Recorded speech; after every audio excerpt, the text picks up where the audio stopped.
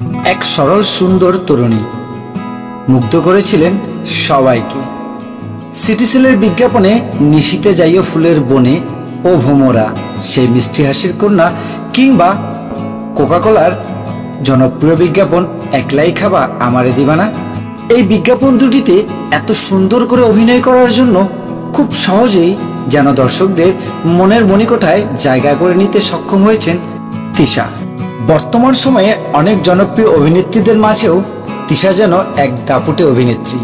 তিনি এখনো ছবিচ অঙ্গনে নিজের সেই জায়গাটুকু ধরে রাখতে সক্ষম হয়েছেন শুধুমাত্র তার নিজের অনবদ্য অভিনয়ের মধ্য দিয়ে। হ্যালো ভিউয়ার্স, আমাদের আজকের ভিডিও বাংলাদেশের এই প্রখ্যাত অভিনেত্রী নুসরাত ইমরোজ তিশাকে নিয়ে। বর্তমান সময়ে মিডিয়া অঙ্গনে যেভাবে অভিনেত্রীগণ নিজেদের বিবাহ বিচ্ছেদের তালে মেতে উঠেছে, ঠিক তার উল্টো স্রোতেই যেন ভাসছে তিশা। তিশার দাম্পত্য জীবনের তথা বিয়ের ইতিহাস যেন এক বিরল ঘটনা হয়ে রয়েছে। হ্যালো ভিউয়ার্স, আমরা আজকের ভিডিওর মাধ্যমে জানতে পারবো তিশার স্বামীর নাম কি এবং তার জীবনের নানা অজানা গোপন কিছু তথ্য। আশা করি ভিডিওটি আপনাদের ভালো লাগবে এবং আপনাদের কাছে আমাদের অনুরোধ থাকবে, ভিডিওটি ভালো লাগলে অবশ্যই একটি লাইক করে দিবেন এবং সেই সাথে আপনারা যারা এখনো আমাদের চ্যানেলে নতুন, দয়া করে আমাদের চ্যানেলটি সাবস্ক্রাইব করে আমাদের সাথে থাকবেন এবং আপনাদের উৎসাহই আমাদের আগামী দিনের পথ চলা।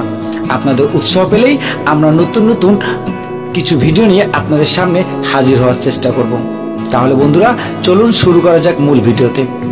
তিশা, যার পুরো নাম নুসরাত ইমরোজ তিশা, তিনি 1989 সালের 20 ফেব্রুয়ারি বাংলাদেশের রাজশাহীতে জন্মগ্রহণ করেন। তিনি লেখাপড়া করেছেন নর্থ সাউথ বিশ্ববিদ্যালয় থেকে। টিভি নাটকের মাধ্যমে তিনি তার অভিনয় জীবন শুরু করেন, তবে গান দিয়েই শুরু হয়েছিল তিশার পথচলা। খুব অল্প সময়ের মধ্যে তিনি সকল শ্রেণীর দর্শকদের কাছে অত্যন্ত জনপ্রিয় হয়ে ওঠেন। তিনি বিভিন্ন টিভি বিজ্ঞাপন ও নাটকে নিয়মিত অভিনয় করেছেন, পাশাপাশি কিছু চলচ্চিত্রেও কাজ করেছেন তিশা।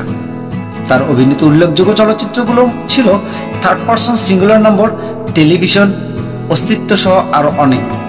তিশা 1995 সালে নতুন কুড়ি প্রতিযোগিতায় প্রথম স্থান পাওয়া। তিশা মিডিয়া জগতের পদার্পণ টেলিভিশনের মাধ্যমে। শিশু শিল্পী হিসেবে মূলত গান করতেন। 1997 সালে অনন্ত হীরার সাতপেরা কাব্য নামে একটি নাটকে শিশু শিল্পী হিসেবে শখের বসে অভিনয়ের মাধ্যমে অভিনয় জগতে পদার্পণ করেন তিশা। 2003 সাল থেকে অভিনয় এবং মডেলিংয়ে ব্যস্ত হয়ে পড়েন তিনি। তিশা অ্যাঞ্জেল 4 নামে একটি ব্যান্ড দলও গঠন করেছিলেন। 1998 সালে রাত প্রহরের কাব্য নাটক দিয়ে তিশার টেলিভিশন পর্দার অভিষেক হয়। নাটকটি রচনা করেন অনন্ত হীরা এবং পরিচালনা করেন আহসান হাবিব। 2014 সালে তিনি দীর্ঘ 6 বছর পর টেলিভিশন বিজ্ঞাপনে কাজ করেন। তাকে স্কয়ারের একটি পণ্য বিজ্ঞাপনে সঙ্গীত শিল্পী তাহসানের বিপরীতে দেখা যায়। 2016 সালে তার অভিনীত দুটি মূলধারার বাণিজ্যিক চলচ্চিত্র মুক্তি পায়। 7 মে মুক্তি পাওয়া অস্তিত্ব চলচ্চিত্রে তিনি একজন বুদ্ধি প্রতিবন্ধী কিশোরী চরিত্রে অভিনয় করেন। অন্যান্য মামুন পরিচালিত এই ছবিতে তার বিপরীতে ছিলেন আরফিন শুভ। শুভর সাথে তিনি পূর্বে ফারুকী পরিচালিত ওয়েটিং রুম টেলিছবিতে অভিনয় করেছিলেন। অন্যদিকে অপর চলচ্চিত্র রানা পাগলা দ্য মেন্টাল এ তিনি সাকিব খানের বিপরীতে অভিনয় করেন।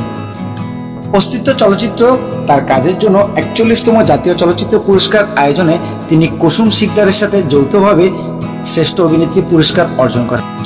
তিনি 2017 সালে মোস্তফা সরোয়ার ফারুকীর বহুল আলোচিত ডুব চলচ্চিত্রে একজন সুনামধন্য পরিচালকের কন্যা চরিত্রে কাজ করেন এবং তিনি অধিক প্রশংসিত হন। এতে তার বাবার চরিত্রে অভিনয় করেন ইরফান খান। একই বছর তিনি হালদা নদী নিয়ে সচেতনামূলক হালদা চলচ্চিত্রে হাসু চরিত্রে অভিনয় করে প্রশংসা কুড়িয়েছেন অনেক। এছাড়াও 2018 সালে ভালোবাসা দিবস উপলক্ষে সাগর জাহান নির্মিত একটি মধ্যবিত্ত ফ্রিজের গল্প নাটকে তাকে তাহসানের বিপরীতে অভিনয় করতে দেখা যায়। এছাড়াও তিশা রানওয়ে চলচ্চিত্রে অভিনয় করেন এবং 2011 সালে 72 ঘন্টা চলচ্চিত্রে অভিনয় করেন, যা পরিচালনা করেছিল তারেক মাসুদ। এছাড়াও তিনি 2012 সালে মোস্তফা সরোয়ার ফারুকী পরিচালিত টেলিভিশন চলচ্চিত্রে অভিনয় করেন। এছাড়া তিনি মোস্তফা সরোয়ার ফারুকী পরিচালিত 2018 সালে শনিবার বিকেলে এবং তৌকির আহমেদের পরিচালিত ফাগুন হাওয়া চলচ্চিত্রে অভিনয় করেন। এছাড়াও তিনি বীরকন্যা প্রীতিলতা চলচ্চিত্রে অভিনয় করেন। তিনি 2023 সালে শ্যাম বেনগল পরিচালিত মুজিব একটি জাতির রূপকার চলচ্চিত্রে আরফিন শুভর বিপরীতে অভিনয় করেন। এছাড়াও তিশার বহুল আলোচিত নাটকগুলোর মধ্যে ছিল নুরুল হুদা একদা ভালোবেসেছিল, অরণ্য জ্যোৎস্না, লাইফ, পূর্ণদৈর্ঘ্য, এলোমেলো মন, মুনিয়া মফস্বলে, ঈদের টিকিট, মৃত্যু, প্রযত্নে ভালোবাসা, গোল্ডেন রেশিও, ক্যারাম প্রথম পত্র, ক্যারাম দ্বিতীয় পত্র, নিশিযাপন গেস্ট হাউস, রাত্রি ও নক্ষত্রের মাঝখানে, 7 ডেজ সহ আরো অসংখ্য নাটকে অভিনয় করেন তিশা। তিশা ধার শালিকের গাঁও, বাবার হোটেলে, ইট কাঠের খাঁচা, মাইক, নিথুয়া পাথারে, সবুজ নক্ষত্র, এফডিসি সহ আরো অসংখ্য ধারাবাহিক নাটকে অভিনয় করেন তিনি। তিশার অভিনীত সিরিজ নাটকগুলোর মধ্যে ছিল আরমান ভাই কয়া পারছে, আরমান ভাই পয়সা গেছে, আরমান ভাই বিরাট টেনশনে, আরমান ভাই দ্য জেন্টলম্যান। বাংলাদেশের এই প্রখ্যাত অভিনেত্রী তিশার ঝুলিতে যেন অসংখ্য পুরস্কার রয়েছে। তিনি সর্বপ্রথম পুরস্কার অর্জন করেন 1995 সালে নতুন কুড়ি জাতীয় পুরস্কারে প্রথম স্থান হয়ে। এরপর তিনি 2018 সালে এবং 2019 সালে শ্রেষ্ঠ অভিনেত্রী হিসেবে অস্তিত্ব এবং হালদা চলচ্চিত্রের জন্য জাতীয় চলচ্চিত্র পুরস্কার অর্জন করেছিলেন।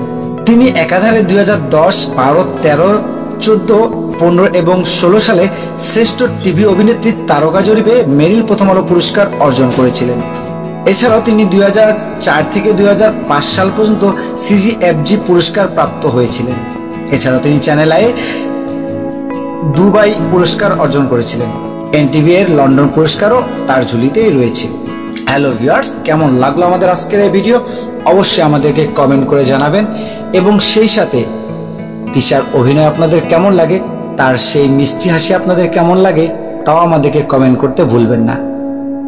সকলে ভালো থাকবেন, সুস্থ থাকবেন। আপনাদের প্রিয় চ্যানেল অরণ্য ক্রিয়েটর চ্যানেলের সাথেই থাকবেন।